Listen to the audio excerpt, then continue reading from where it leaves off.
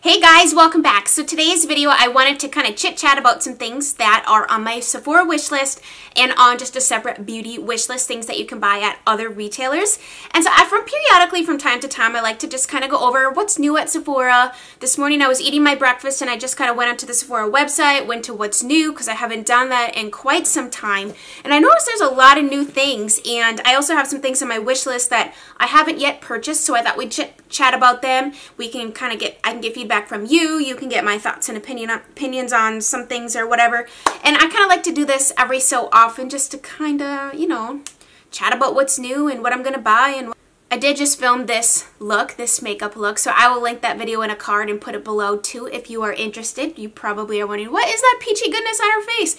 Head on over to that video and you will find out. I'm going to start off with some things that you cannot purchase at Sephora, but these are things you can get on Beautylish. And if you're not familiar with Beautylish, you should go to their website. They have fabulous customer service, super fast shipping. They sell a lot of really great things. Some more like, I don't want to say lesser known brands, but things you can't readily go to a store and purchase necessarily. So the first thing on the list is the Wayne Goss eye brushes. I have his original eye brushes and I use them all the time. They are my favorite. They just blend things out so well, so effortlessly. They're not scratchy. They're natural bristled hair brushes. Mine have held up beautifully. I'm just really a fan of that type of tool at this point. When I go to use my synthetic brushes, I'm like, these are scratchy, and I'm just so used to it being soft, and it really diffuses the color nicely. So those are on here. And along the lines of natural bristled haired brushes, Sonia G.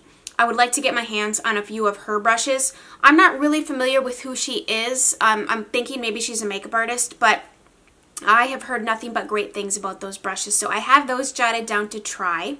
Next is a very expensive item that maybe someday, but it's the Vintner's Daughter Facial Oil. I love face oils. I use them every day, morning and night.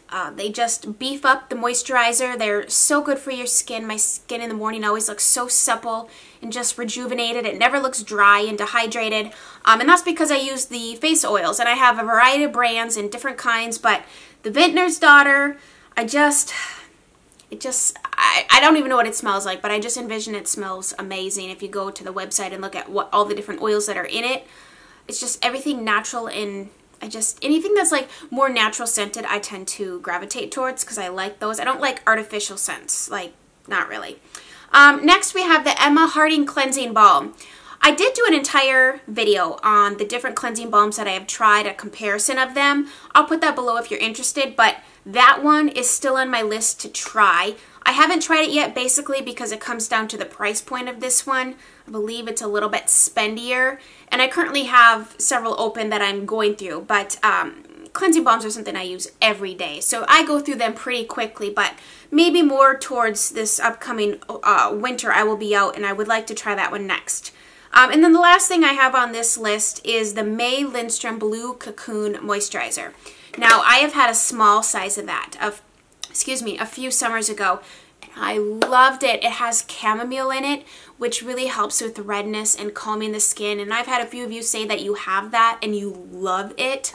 I love how it smells. I love how it feels. It's incredibly greasy and very hydrating. It is not something you'd use during the daytime unless you were skipping makeup altogether, or if it was the dead of winter or you're going to go outside and be outside all day long in the freezing cold with wind whipping. Then I would put something like that on my face to protect it. But I loved it. It really calmed down my irritated skin. And you know, when you wear makeup, I guess I can't speak for you, but when I wear makeup several days in a row, my skin gets very congested, my pores get all clogged, and I usually have breakouts. Just because you're using makeup brushes and all these different makeup products, and some of them, don't go well together, and then I get irritation and breakouts. But that is on my list to try as well. All right, let's gander over to Sephora. I didn't spend hours and hours looking at the Sephora website, adding every possible little thing I could ever want. But I did add some things that were in the back of my mind, or some things that I've just thought about maybe someday, and some new things I've never seen. Like, I haven't even tried them. They might be terrible. They might not be good, but I just threw them on my wish list. So, the first thing is the Anastasia Soft Glam palette. Now, some of the shades in that palette I have in other palettes, and I'm aware, but as a whole, as a cohesive palette, it is something I would definitely see myself using. The colors, you have a mix of matte and shimmers. There's nothing over the top, loud. It's all just very wearable, soft, beautiful colors. And I really do think I would get a lot of use out of that palette. And I do love the Anastasia formula a lot. So that is on the list. I guess we'll stick with eyeshadow. The Pat McGrath Labs Mothership, the smaller one. It's the Sublime Bronze Ambition eyeshadow palette. 6 shadows. It's $55. I would like to try some sort of eyeshadow from Pat McGrath. And the bronze one catches my eye. I would use that one a lot. It would complement my eye color. And I know it's just another little neutral palette. But if you want to try her eyeshadows, it's a heck of a lot cheaper to buy that than the next thing that's on my list, which is the larger one, the Mothership. This is $125. And the name of this one is called Subliminal. That's the one that catches my eye. I love cool toned taupes, and I like the smoky grays, and it's got some really gorgeous blues, which I don't wear a ton of blue, but if I'm gonna wear blue eyeshadow, I either like it to be a really deep navy or a very bright royal blue. I find that those two colors complement my eye color. If we get anywhere in like a mid-tone dusty blue, it just kind of, it really does nothing for my eye look. Okay, so I have a couple of brand new things that I seen on the website. I have not myself looked at them, but the Lancome L'Absolute Lacquer. So it intrigues me because I love gloss, I love lipstick, and it also says it's basically a stain. So it comes in several colors. It says it's a lip lacquer, longwear stain that's buildable for high impact color and shine. So they have some really pretty pinks, like day-to-day colors, and then they have, you know, reds, and they have a darker color. However, if I'm going to do a dark color, I'd prefer it not to be like in that formulation because it's very high maintenance to have something glossy and dark. But like the day-to-day colors, like some of these pinks, one called First Date, Shine Manifesto, you know, like pinky beige, there's like a mauve color. It just looks really pretty. And so if it's going to be like 3 things in one, I'm down for that. I like a multi-purpose product. The next thing on my list is the Marc Jacobs Enamored Hydrating Lip Gloss Stick. This must be like maybe the summer thing coming out. Like, you know, different brands release products that are similar but different. So this is a sheer lip gloss in a stick with an irresistible melt-on cushiony texture that delivers conditioning color with a high shine finish. So that's kind of cool. It's like a gloss in a stick. Yeah, I'm very intrigued by that. The color Black Cherry Baby looks really pretty. It's like a subtle bronze cherry color. Next, I have the Beauty Blender in that limited edition sapphire color. It is, I guess I'm inserting pictures, I don't need to show you this, but it just looks like a really pretty one to own. Now granted, they do get dirty, but I really like the original pink Beauty Blender. Right now I'm just using the Real Techniques one, which I do like, but I don't like that I haven't had it for very long and it's already cracking, and I don't like that it's already falling apart. And my Beauty Blender, it did not ever do that, especially within the first month or two of owning it. You know, after going on the site, I noticed there's several new brands that Sephora is, well, not new brands, but like several brands they didn't previously carry that are now available. One of them being Indie Lee. I have on here the CO Q10 toner, which I've had in the past, but I purchased it from Beautylish. I really like that toner. That toner is one that adds a lot of, like, it helps, you know, bring your skin back to the right pH balance, so after you cleanse, so that when you go in with your treatments, your skin just best absorb them, or like works best.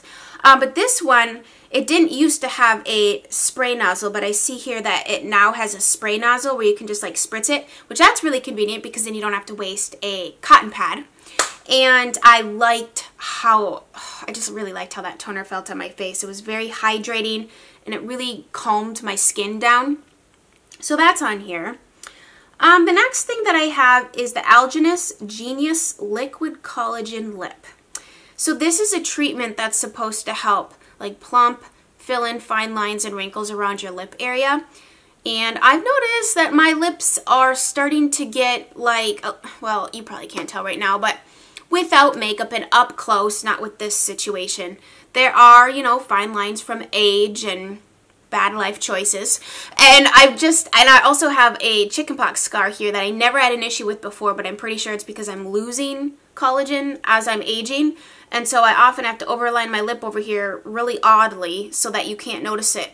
But it's a lip treatment that's supposed to help with the fine lines and wrinkles and plumping your lips, so I'm very curious about that. See, as you get older, there's like skincare needs. Like when you're younger, you like try it, but then when you get older, you like actually need it.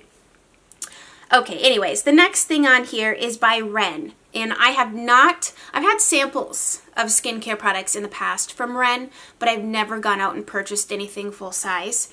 And I have the Perfect Canvas Skin Finishing Serum on here. It says it's something that you can use as a face primer, but because it's a serum, it's not going to be heavy, and it's more like skincare focused, which I am all about that. I'm very intrigued by it. I like the fact that it's going to do something for your face, but yet it still preps it for makeup. So I'm curious. I'm really curious. That might be a Sephora VIB sale purchase this fall. Next, this is an item that both my friends have told me to try. And it's the Lancome Skin Feels Good Skin Nourishing Foundation. I'm thinking that might be a good one to pick up for this summer. When you're looking for something that's lighter weight, it's going to even things out but not be really heavy, and like what I'm wearing today, which is a full coverage situation. Just kind of like a day-to-day, lightweight, get rid of any redness and blemishes kind of thing. Sorry, like looked down and looked at my hair and I'm like, my hair needs a little fluff. So that's on here. If you've tried that, let me know your thoughts. Next we have the Ren Ever Calm Ultra Comforting Rescue Mask. I don't currently have any masks that are like nourishing for the skin. Like the kind of masks that I have right now are more for troubled skin, or when my skin needs a good clearing out. You know what I mean? Like the pores need to be cleared out, or we need to like slough off some dead stuff. So something like that, where it's more like nourishing for your skin, calms it down, that kind of thing. I would like to try that. Okay, now we're moving into a few different cleansers. The Origins Original Skin Cleansing Makeup Removing Jelly. I love a makeup remover separate from a cleanser. So I use the cleansing balms because I really like how they absolutely wipe off all of the makeup. But I kind of am curious about this jelly because it's like a different consistency, and it might be something that I can keep in my shower. And even just like a morning cleanse situation too, like a lightweight kind of cleanser. Because in the morning, I don't need a full-on whole washing situation. In fact, lately I've just been using, like, I have a Lush bar soap. I've just been washing my face with that in the morning instead of like wasting my good cleanser that I use after I take off my makeup kind of thing. Because after I've been sleeping all night, there's nothing on my face but drool. So like, I don't need to go in with a full-on cleanse, but I was curious about that. These next two cleansers are by Tata Harper. I want to try the Nourishing Oil one and the Clarifying one. Now, I hate the price point. These are very expensive for face cleansers. Like, $76 and $68 for a face cleanser is outrageous. But maybe they're life-changing. I don't know. I'm curious as to why they cost so much, quite frankly. And to go along with that, I'd like to try their Tata Harper's Restorative Eye Cream. Caroline Herons talks about this one, and she loves it. It's $98. I don't know if I'll ever try it. It's been on my wish list for a few years now. I'm currently using the Drunk Elephant Sea Tango, and I love that stuff. I honestly think and really can see a difference, especially when I wear makeup. When I don't do an eye cream and I go in with just moisturizer and then I do my makeup, my concealer makes me look really old in here because I'm getting a lot of like fine lines and stuff because I like to lay out on the sun. And when I wear that eye cream, I've noticed since I've been using it that they're significantly minimized. Like, they're not going to disappear. Let's be real. Botox will make it disappear temporarily.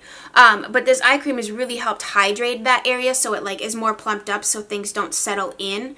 So I would recommend the Drunk Elephant one, but I am curious, like, you know, comparison reasons. That's why we're all watching videos, because we're curious on people's opinions on products.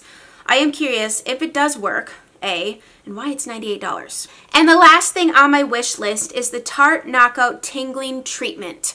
I love a good acid. I incorporate acids day and night in my skincare routine. I am currently using the P50, 1970 P50 by Biologique Researche? Probably just just totally brutalized that name. But this one is way cheaper. It's $39, and the big size of the what I'm using is $100. So I'm curious about trying it.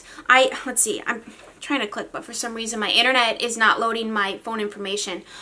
The Beautylish one that I use has salicylic acid and lactic acid in it, and I believe this tingling treatment has both as well. But I mean, an acid has totally transformed the texture of my skin. If you go back to earlier videos, even though the quality of the camera wasn't as great then, this is less forgiving because it's high definition and it just lets everything hang out there. The texture of my skin is dramatically improved, and I can totally attribute it to an acid. Because I've always taken care of my skin and done stuff, but now that I've learned what products actually do what I need them to do, I will not be without an acid. So it's just a short list, just a few things, you know. I probably, if I spent any more time on the Sephora website, I'd be like, oh, I'd like to try this, and I'd like to try this. And sometimes I'll sit and I'll add things, and I'll go to the store and I'll completely have a different, you know, like I'll be like, no, I actually don't like that at all. You know, it's a whole different experience when you see things in the store and you touch them and you feel them versus just, you know, browsing online, which is why online shopping can be very dangerous, because you might be buying things that you otherwise would never purchase because you haven't been able to touch it, feel it, swatch it, try it on, those types of things. So this is just for fun, and if you guys have anything that you've tried recently that is newer, maybe, let us know down below if it's totally worth it to go out and try it. Love to try new things, don't we? So thank you guys so much for watching, and we will chat again very soon. Bye, guys.